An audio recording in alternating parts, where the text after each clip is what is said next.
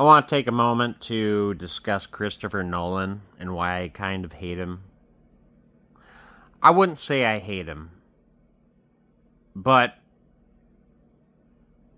he has a lot of bad habits as a filmmaker that I do not like. They're very distracting.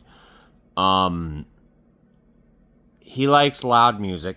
See, the thing with Christopher Nolan is he's what's the word I'm looking for here?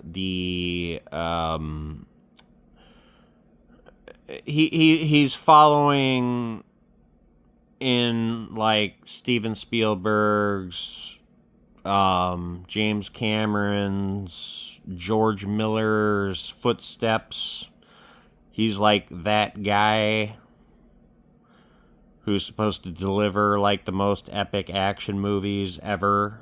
He's walking that line, or he's trying to, but he fails miserably on a lot of levels, and he'll never be any of those guys. Um, Spielberg had a few bad habits, but his movies were always great. There's no denying it. Jaws is incredible. Jurassic Park, fucking. I think Jurassic Park was literally the first movie I ever seen in a theater. And I can't even describe how mind blowing that was at the time. To see those practical effects mixed with that, at the time, new CGI.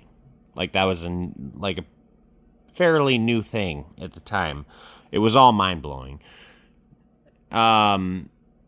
James Cameron, I never got to see hardly any of his movies in theaters, which is upsetting because he's like my favorite director. He's tied with John Carpenter.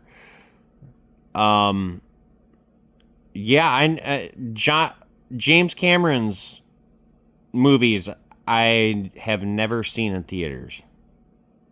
None of them. But I grew up with them on VHS. And I have seen Terminator 1, Terminator 2, and Aliens about 100 times each. They're flawless in my mind. I worship James Cameron. Oh, and another director I didn't mention was early Michael Mann. Heat, Manhunter. He was another great one that I grew up with. The thing with Christopher Nolan is his exposition. His exposition is fucking shit. Like, I'm not 100% sure if he writes all of his movies. I'm not a fan of the guy, so I don't research him all the time. But I know that he works with his brother, I believe. Correct me if I'm wrong. And I don't know who does the majority of the writing, but whoever does most of the writing is god awful and needs to give it up, because the exposition there is always, when you're watching a Christopher Nolan movie, there's always going to be a scene that has this retarded exposition that goes on and on and on and explains every single nuance of what is happening in the entire fucking movie. And it is terrible. I despise it. And that's one bad habit he has. I don't know if he writes that or if it's his brother, or I don't know who the fuck writes that shit. But it's a bad habit, and it holds him back from greatness. Another thing that I wanted to bring up is his. This is specifically the Batman movies that he made.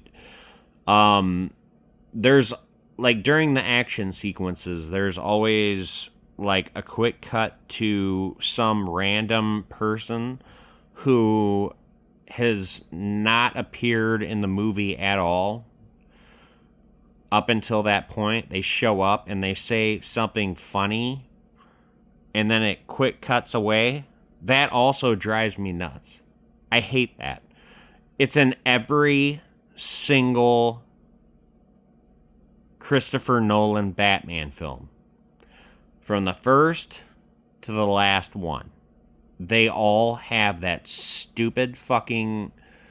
Though, I don't know why I said that. Like, as in, there's only one. There's multiple. Multiple moments where it quick cuts to some random fucking character that has nothing to do with the story, saying something funny, and then it cuts back to the action. That drives me nuts. It drives me nuts.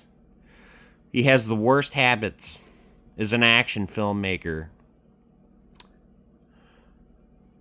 I haven't even watched his last two movies. I want to say I've seen the majority of his work.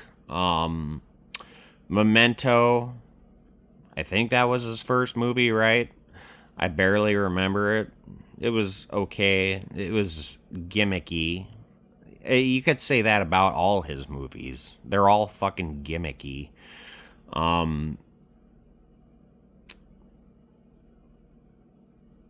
Yeah, I'm not going to be able to remember all the names of his movies because Christopher Nolan, in my mind, is not memorable. Batman Begins was his best film, in my opinion. I legitimately loved Batman Begins.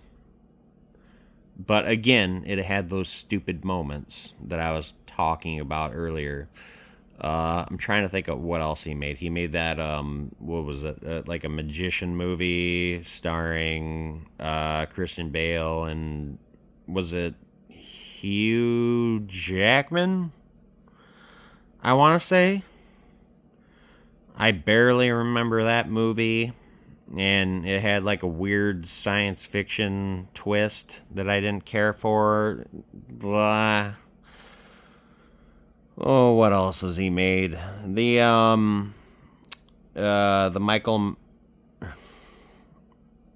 Matthew McConaughey movie.